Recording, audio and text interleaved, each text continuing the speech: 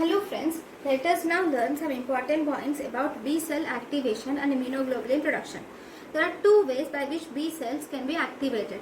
One, independently B cells can recognize the antigens of proteins, polysaccharides and lipids, and these B cells can also be activated by T cells. If there is a microbe or anything, this will activate the dendritic cells. These will present the antigen and thus on MHC, and this will activate T helper cells. These T helper cells will produce cytokines which will activate the B cells. Okay, and one more thing, these T helper cells also interact with B cells. See, on the T cells there is presence of CD40 ligand, and on the B cells there is CD40. So T cell CD40 ligand binds to B cells CD40 and it will activate the B cells. So if this is the cell, there will be CD40 ligand in the T cell, and on the B cell there will be CD40. Okay, both these will bind with each other and this will activate B cells.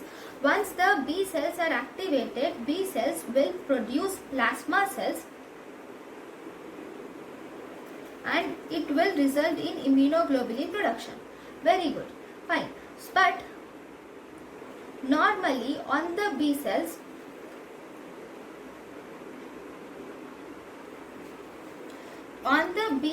there is only two types of receptors.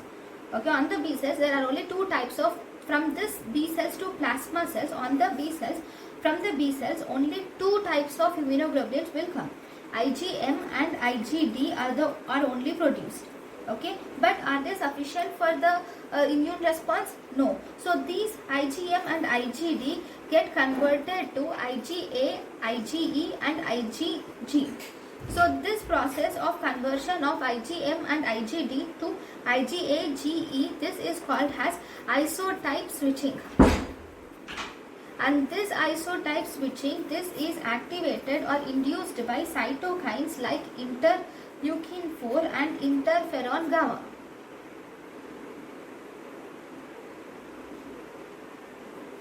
And one more important concept is T helper cells will stimulate the production of antibodies.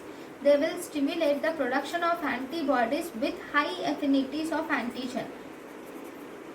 The antibodies which are produced from the B cells have high affinity for antigen. That thing is made sure by the T cells, and this process is called as affinity maturation. This affinity maturation process will improve the humoral immune response quality. So this will improve the quality of humoral immune response.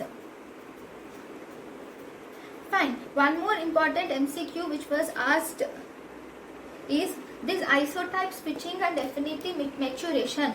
Where does they occur?